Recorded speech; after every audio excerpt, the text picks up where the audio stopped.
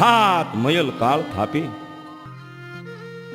અહીંયા કર પાર કરમાં માતાજીનો હીરિયો ભૂ પારકરીનો ભગત દેવી પૂજક જેનું રાંગણું બાવળું ગાયુંનું ધોણ છે હાથ હાથ દુકાળ પડે તો મારા હીરિયાનું શું થાય?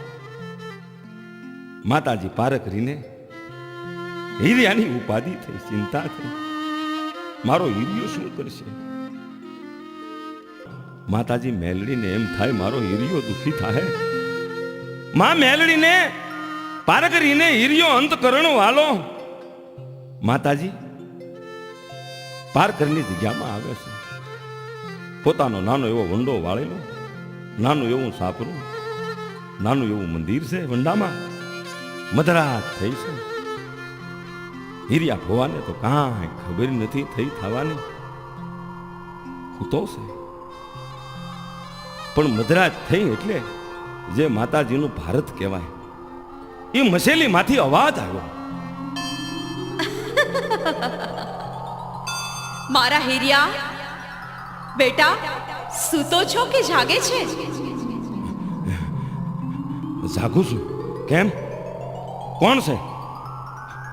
કેમ કોઈ દેખાતું નથી? મારા હીરિયા, હું તારી દેવી પારકરી બોલું છું. માં? સાંભળો છો? હા મારી માં, સાંભળું છું. જય હો તમારી દેવી પારકરી, જય હો મારી માં, મારા કળની દેવી. મારા હીરિયા સાંભળ, માં?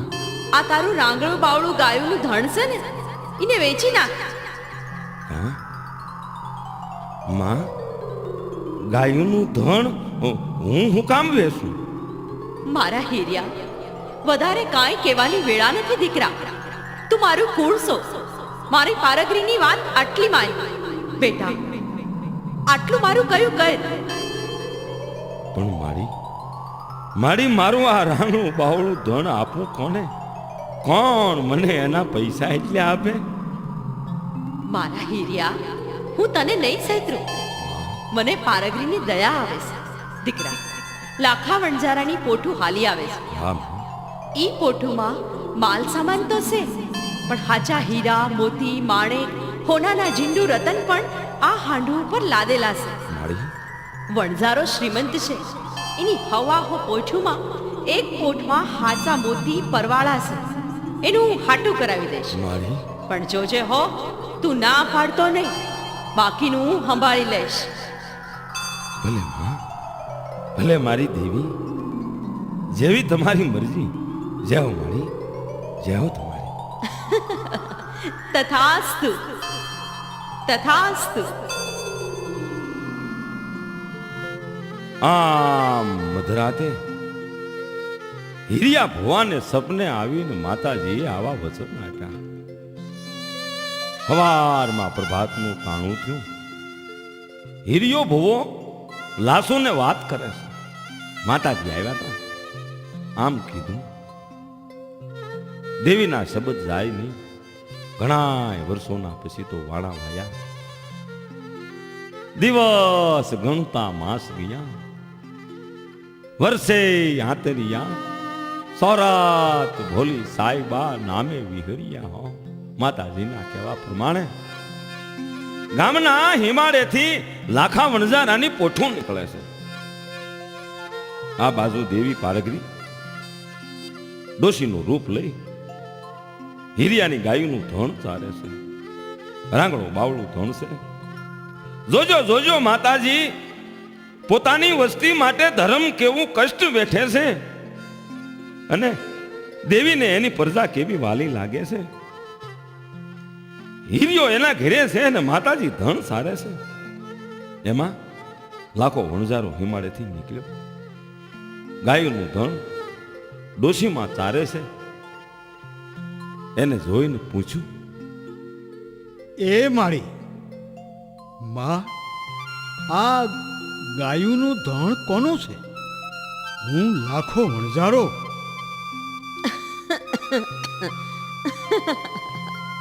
દીકરા, આ ગાયુંનું ધણ તો હીરિયા ભુવાનું છે. ઓહો હો હો. આવી રૂપાળી ગાયું મારી, જો આ ધણ હીરિયા બુઆ મને આપે તો એ મારે લેવું છે. અરે બટા, આ ગાયું મને બહુ વાલી લાગે છે માં. મારી માં, તમે આ ગાયુંનું હાટું કરાવી આપશો મને?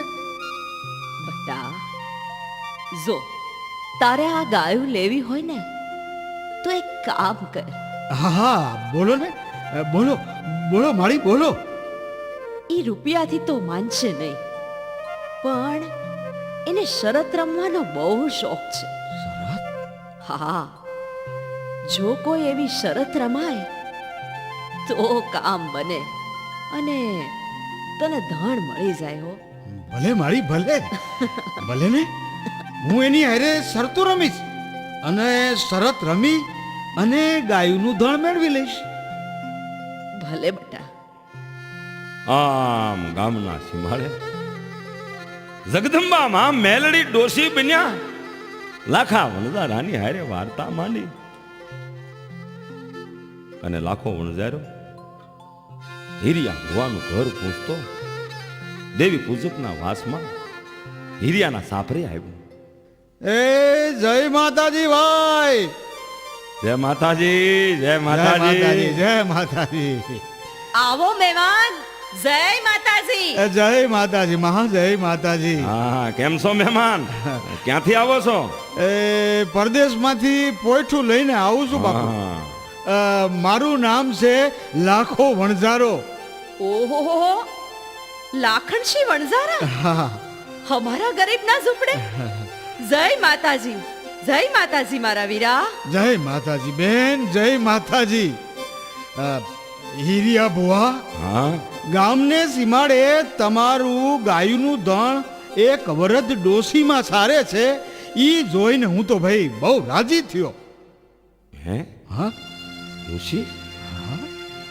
ગામના સીમાડે મારું ધણ ચારે છે? હા હા, એને તો મને કીધું કે આ ધણ હીરિયા બુવાનું છે. ઓહો હો જીતવા, હે મારી માતાજી, જય માતાજી. ભલે ભલે, પણ બોલો તમારે શું કામ કર્યું? મારે તમારી ગાયું લેવી છે. તમે જે રૂપિયા માગો ને એ આપવા હું તૈયાર છું. હે લાખણસિંહ વણઝારા, રૂપિયા ઉપિયા મારે નથી જોતા. રૂપિયાથી આ ગાયું ન આપું. હા, એક કામ કરો, મારી હારે કોઈ શરત રમો અને જો શરતમાં જીતી જાવ તો આ ગાયુંનું ધણ તમારું. એમ? ભલે ભલે, કાંઈ વાંધો નહીં. કઈ શરત રમવી છે તમારે? એમ નહીં, શરત રમી હોય તો હાલો રાજ દરબારમાં જઈ અને તાંબાના પત્રે લેખ માંડવા પડશે, પછી બોલ્યું ફરાશે નહીં. મંજૂર છે? હા હા, મને તમારી બધી શરતો મંજૂર છે, પણ શરત કઈ રમવી છે એ તો કયો. શરત સાંભળો વણઝારા ભાઈ, તમારી આ હવા હો કોઠું છે ને એ બધી હાંઢુને મારા વંડા પાસેથી કાઢો અને એમાંથી જો એકાદ હાંડ કે બેગ જે કોઈ વંડામાં બેસી જાય તો એ હાંડ મારી અને આ ગાયુંનું ધણ તમારું. કદાચ ને એક પણ હાંડ નો આવે તોય આ ગાયુંનું ધણ તમારું. બોલી શરત ફરાય નહીં જેવા મારા ભાઈ. ભલે ભલે, મને મંજૂર છે, પણ જો એક વાર બોલાવો અને એકેય હાંડ આવશે નહીં તો હું આ ગાયનું ધણ લઈ જઈશ. ભલે ભલે, પણ હાલો રાજ દરબારમાં લેખ માંડી અને શરત રમી. હા હા, હાલો હાલો. હાલો હાલો. આમ લાખો વણઝારો હીરિયો ભુવો રાજ દરબારમાં જઈ ત્રાંબાના પત્રે પાકા લેખ મંડાણા અને શરત રમાણી હીરિયા ભુવાએ હાંઢુને હાથ કર્યો. એક પછી એક, એક પછી એક, એક પછી એક હાંઢ વંડા પાસેથી નીકળતી જાય, પણ એક કોઠમાં હાચા હીરા, મોતી, માણેક, પરવાળા, સોના, ચાંદી, અઢળક સંપત્તિ ભરેલી એ હાંઢને ડબલ દોરડાથી બાંધેલી છતાં માં મેલડીના પ્રતાપે એ જ હાંઢ એક વંડામાં આવી અને બેહી. હાંઢના તેજનું કોઈ માપ નથી. હીરિયો ભુવો રાજી થઈ ગયો. જય હો મારી દેવી, જય હો માતા પારખરી, તારી જય હો માં. જાઓ તારે. હે હીરિયા બુઆ, આ હાંડ મને પાછી આપી દ્યો. હું બરબાદ થઈ જઈશ. એના બદલામાં આ બધી હાંડ હું તમને આપી દઉં, પણ આ મારી હાંડ મને પાછી આપો. દયા કરો હીરિયા બુઆ, દયા કરો. લાખણસિંહ વણઝારા એ તો નહીં બને. છતાંય જો એવું હોય તો આપણે રાજ દરબારમાં જઈએ. ભલે ભલે ભલે, કોઈ વાંધો નહીં. રાજ દરબારમાં જાય, પણ મને મારી હાંડ પાછી આપો બાપા. હાલો રાજ દરબારમાં. હા હાલો હાલો. આમ હીરિયો ભો અને લાખો વણઝારો રાજ દરબારમાં આવ્યા, પણ ત્રાંબાના પત્રે માંડેલી શરત ફરે નહીં. રાજનો હુકમ થઈ ગયો, હીરિયા ભુવાને હાંડ સોંપી દો. આમ માતાજી પારગરીની દયાથી હીરિયા ભુવાને અઢળક સંપત્તિ મળી. હીરિયો ભુવો હરખાતા હરખાતા ઘરે આવ્યા. ઘરે આવી લાસુને વાત કરે છે, અને પછી તો પોટને ખોલીને જોવે છે તો હાચા હીરા મોતી માણેક ઝીંડુ રતનથી તો આખા ઝૂંપડામાં પ્રકાશ ફેલાણો એવા કિંમતી મૂલ્યવાન ખજાનાને જોઈ બે માણસે માતાજી પારગરીનો પાડ માંડ્યો.